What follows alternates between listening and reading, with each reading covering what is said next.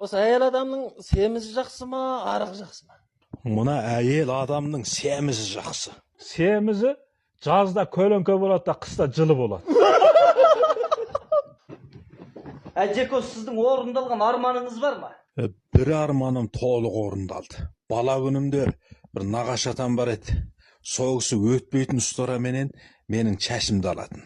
Ортасы кетік ол ұстараның тағы да. Содан ол басыңды баяғы мұжиды ғой. Сонда таспақаның басы ұқсап, мына басым екі иығыма былай кіріп кетеді айтым дейді былай қарай. Сонда ойлайтынмын мен. Шіркін ай чәшім жоқ болса деп. Сол арманым толығымен орындалды. Жартысын әне жерін кесіп кетеді ғой.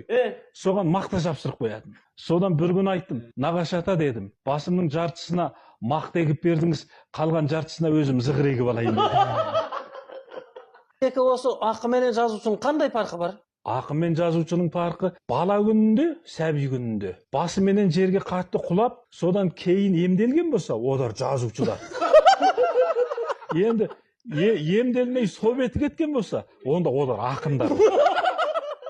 Осы мына тауықтың жұмыртқасын не деген жейді? Ана үйректің жұмыртқасына қоректігі мол. Оны неге жемейді? Ол өйткені тауық туа салғаннан кейін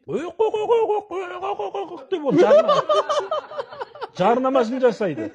Жұмыртқа таптым деп айғайса. Ал үйрек туады да қанша нәрлі болғанмен үйрек үндемейді. Содан елдің бәрі сол тауықтың жұмыртқасын жейді. Ол жарнама себебі. Бір мыйдай тақыр далада менің басым құсаған тап-тақыр түк жоқ бір далада келе жатқан бір ит айтады дейді.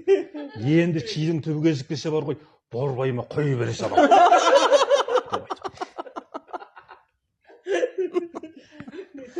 Түлкі мен қарға деген әліппедегі оқулықта бар емес пе? Сонда осы замандағы түлкі мен қарға ол ұқсамайды екен. Бір түлкі баяғы салтақ баяғы кейпі жоқ арық келе жат. Бір ірімшіктің аузына тістеп отырған қарғаға келіп мақтапты. Дабысың қандай әсем, сенің әніңді тыңдағалы келдік.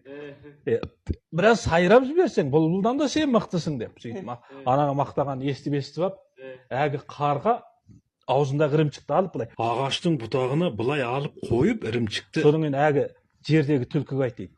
Пүт, мә деп айтты дейді. Мен әліппедегі қарға емеспін деп айтты.